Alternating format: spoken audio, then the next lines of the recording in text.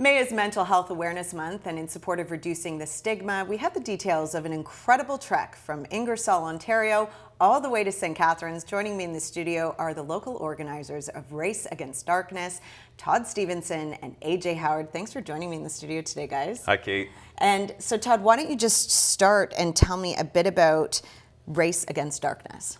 So AJ and I are two General Motors employees that both used to work at the St. Catharines facility, and AJ's now at the CAMI facility in Ingersoll. And he came to me last fall and said, hey, we want to raise money for the Buddy Up campaign that we run a event for every spring. Do you want to run from one plant to the other? And I immediately said yes. So on May 23rd, we will be leaving CAMI's General Motors facility in Ingersoll around 7:30 in the morning and beginning a 152-kilometer trek to St. Catharines. Wow.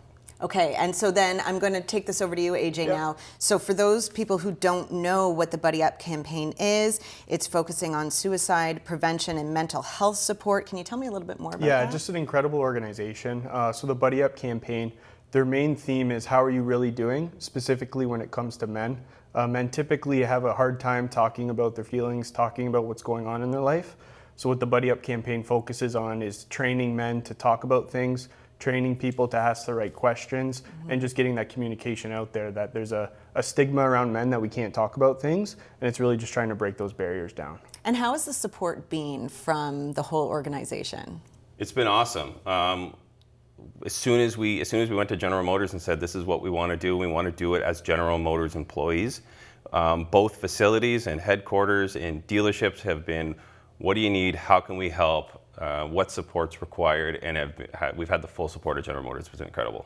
And so then the two of you, you are going to be live streaming as much of this as you can on the Race Against Darkness Instagram page for everyone to view. So here's the big question. How long will it take to walk, run, or bike from Ingersoll to St. Catharines?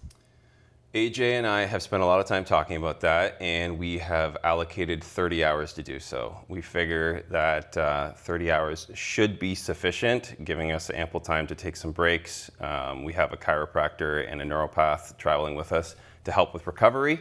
And wow. We plan 30 hours through the night, arriving in St. Catharines around noon on Saturday, May 24th. Okay, so AJ, what are you, walking, running, biking? We're going to be running. There is a crew that is going to bike alongside with us for a portion of the event, but Todd and myself, we are going to try and run the entire thing. There will be some walking involved in this because it is so far, and it's 30 hours straight. At 3 o'clock in the morning, it's going to get pretty dark.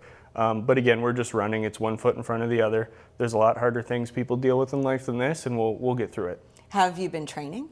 Yeah, there's been lots of training. There's been long runs. There's plenty of time working on recovery.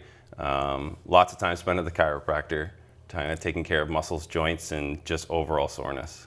I can only imagine. I'm about a 5K top, so this is amazing. And what dedication. So what was it that for both of you just clicked and said, we want to do this? So I first came up with the idea. I was out for a run, and last year someone I went to high school with recently died by suicide, and that was a tough go for me. That was a tough thing to hear. And personally, I've gone through some things too. So I was just out for a 5K run one day, and I just thought, people don't talk about this. Men don't talk to other guys about what's going on in their life. We typically just say, we're good, we're fine. And that didn't sit well with me, that people don't talk about this more. So I came up with the idea, and I shot it by Todd, and like he said right away, as soon as I threw him the idea, he was, I'm in, let's go. And so why don't you tell me a bit more, AJ, about the significance of the green light bulb throughout the month of May? So what we did is we sold t-shirts. We ended up selling 71 shirts, and everybody who purchased the shirt, they're also getting a green light bulb, which is for May Mental Health Month. It just signifies, it's a visual reminder that mental health is important, and what we're going to have everybody who got that shirt and light bulb do is they're going to put it either outside their house or somewhere in their house, and they're going to take a snapshot of them standing with their shirt and that green light bulb, just to visualize that, hey, we're in this together and people need to talk about this. Okay, so the big one, where can we donate? How can we donate? So easiest way is follow us on Instagram. We've created an account. It's at Race Against Darkness. Right in the bio, there's a link where you can go to donate. And then otherwise, you can go to canadahelps.org and find the Race Against Darkness and donate directly there. Do you have an amount you're hoping for?